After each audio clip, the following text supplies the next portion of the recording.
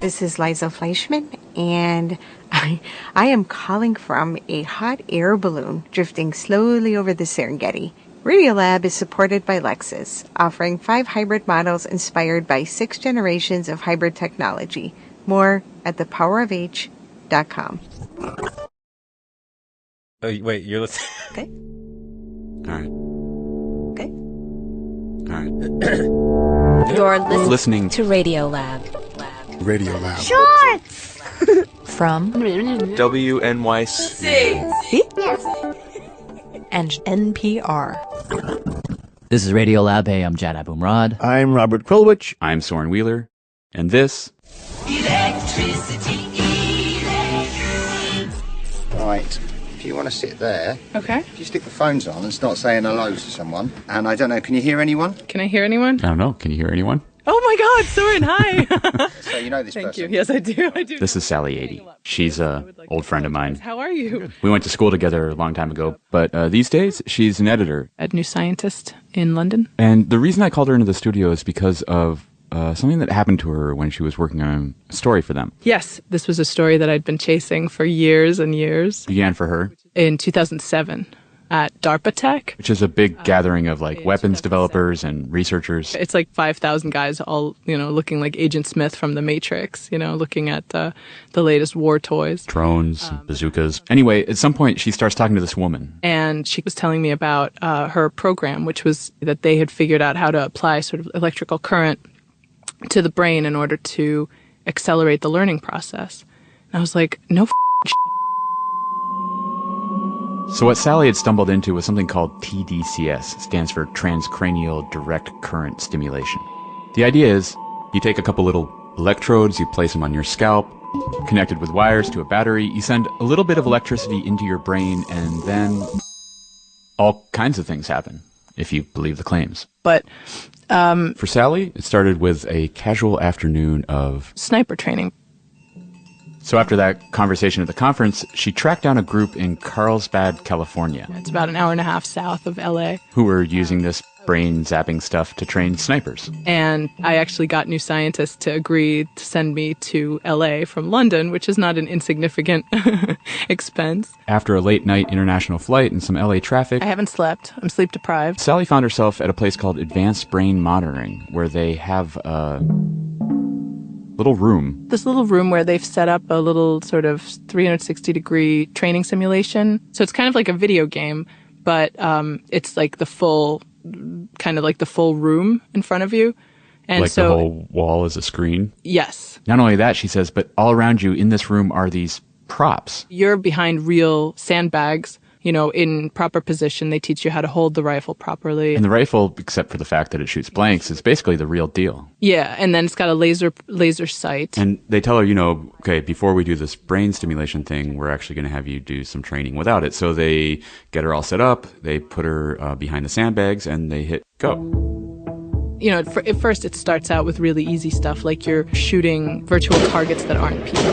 Then it's realistic. You get the kickback from the CO2 cartridge, and then you get this like ding sound from when you hit, the virtual metal target. And then it starts getting harder. So there's people instead of targets, and then more and more people. Until the highest level is you are at a checkpoint, like an Iraqi checkpoint, and everything's fine, and then all of a sudden the Humvee in front of you blows up. And then from all over the place, dozens of people in suicide bomb vests start running at you with their rifles, shooting you. And I'm just being blown the f*** up.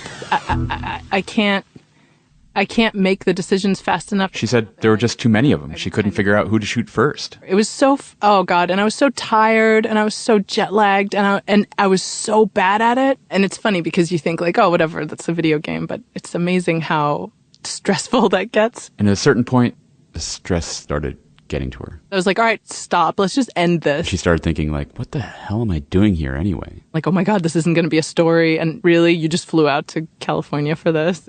She was not very good at it, and it kind of stressed her out. And then this guy walked in the room. Yes. Mike Wiesen. Mike Wiesen. He's a neuroscientist. He looks like Greg Allman. He's got that like super long hair. I am fairly clean cut at the moment, but I had hair down to my belt buckle. So Mike Wiesen has put together this contraption. What is that big box that's sitting in your lap there? So this is a big red toolbox that we got literally from Sears. Mike was actually passing through New York City, so we invited him into the studio. And we have electrodes that allow us to deliver current. You have a bunch of wires I saw. Yeah, and a whole bunch of batteries. So we take a set of electrodes. one electrode is attached to my right temple, Yep. and the other electrode is attached by a different wire to my left arm. And we turn on the juice.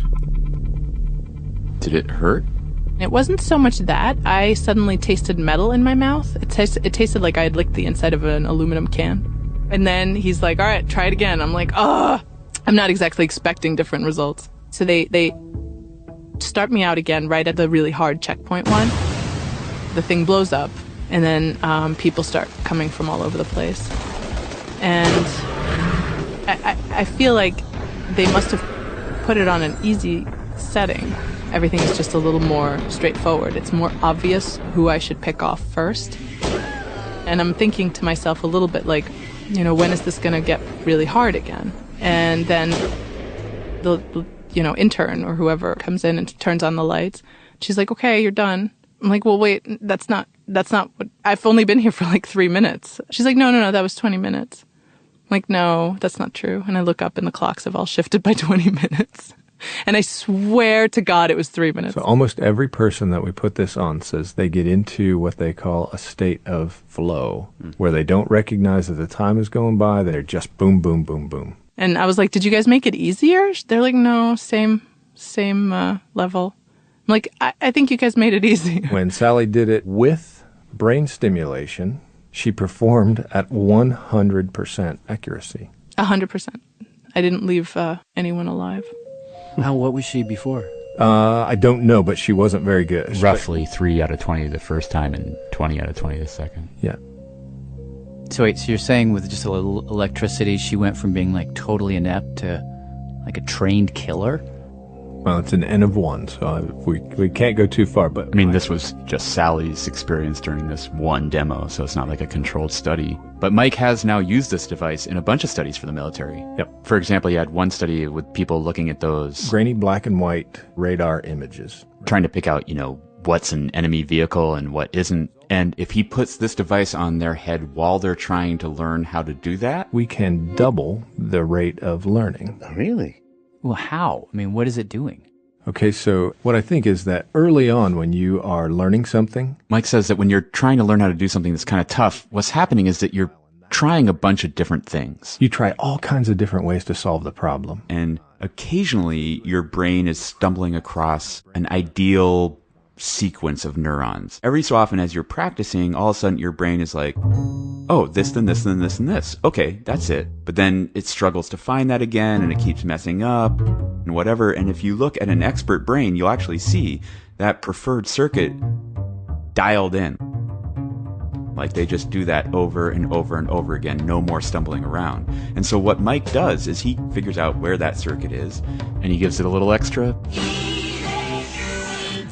juice to, in essence, prime the pump. So that expert circuit is more likely to fire, and you're more likely to stumble into it. And when you do stumble into it, you're more likely to stick with it. That's right. That's how we think it works. But are you sure of what you're hitting? I mean, like you're putting electricity on the outside of people's heads. So are you able to target just a small cluster of brain cells, or is it a region that you're hitting, or like 1,000 cells? What I'm talking about is millions of cells. Yeah, that's a lot. Yeah. Is that precise enough to target the place where a task is being done in a brain? If it's 1 million? In our work, yes. And Mike claims that even though it's a blunt tool... Yeah, this is not a scalpel. This is a sledgehammer. If you know the right group of neurons or region of the brain to target, this can work with almost any task. If you want to target visuospatial learning, for example, searching an image, you'd put this on the right side of your head, roughly near the temple. But if you wanted to learn textual material, you can put this on the left side of your head, and it will have a similar effect. If you want to learn textual material. Can't be true. No, it really You mean if I want to learn irregular verbs in French, I get one of your things, I stick it on the part of my head that is good for grammar? We haven't tested it with learning foreign languages, but if a native English speaker is learning a long English sentence, they can recall it with greater fidelity if they have this on their head while they study those sentences. And if you go right parietal, back over just behind your ear and up above your ear, you can learn math better. We were all kind of like, I don't know. But since Mike had his device there with him, should we try it? Sure, I'm ready. We thought, no, let's try it and see for ourselves. Do you want to do it, Robert? I don't know. I mean, I don't Robert actually pretended he has an appointment. He left. But me, Taking one for the team here. I don't do fear. Do I need to be seated for this, or I can Yeah, stand? you should be I seated. should be seated. All right. Stick around, because we are going to put electricity right into the man's head. And I'm talking about Chad.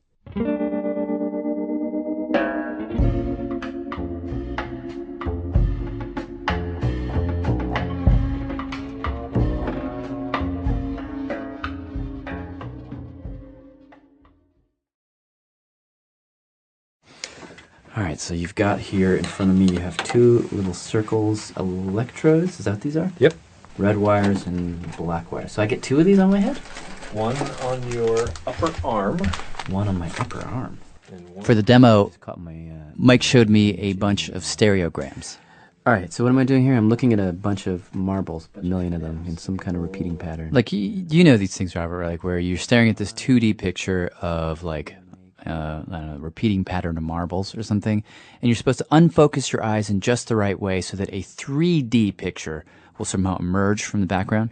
Yeah. These things make my eyes go batty. So the idea of this demo was like, let's see if I can train my eyes to figure out how to pull the 3D picture out. You see it? I didn't get it yet.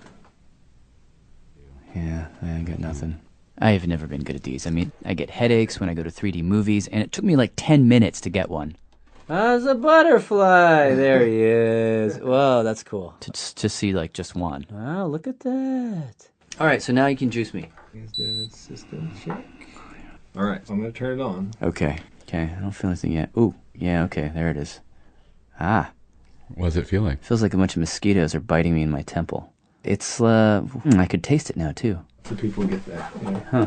We don't know what that is. All right, so now I'm gonna look at the stereoscopic images one more time. Here we are. We've got a green and pink. Whoa, that just became a world. Look at that. Suddenly a 3D globe just pops out of the background. Okay, next one. All right, so now I'm looking at a big green grass. Blades of grass, repeating. Let's see. Whoa, swans. I see swans. Origami swans. 3D swans. Next one. Now I'm looking at a good, sort of a trippy paisley background, and Bambi! 3D Bambi. Next one. All right, now we have flower background, sort of yellow and pink flower tiling in the background. Whoa. Boxes floating in space. Next. Whoa. A little ballerina doing a handstand on the balance beam. Robots. Little Hershey's Kisses popping right out. A star! They're coming out really fast. Big pretzel. This is awesome. Coiled snake. So anyway, Wow. that's what it feels like to get your brain juiced up. Okay. I definitely felt like you couldn't give them to me fast enough. I was like another one. So maybe that's a flow state like you were describing. I don't know. I feel very, very awake. Okay, so in the end, I ended up doing something like 50 stereograms in a really short amount of time. Wow. So I definitely think something was going on, but I have to be honest. I mean, I was skeptical. You were skeptical even when you were flying free? Well, I don't entirely trust the experience I had because it could simply be like a placebo. It could be adrenaline. I don't know. Yeah, I mean, that's the thing. It just, no matter what, it just seems like the next flavor of New Age thing.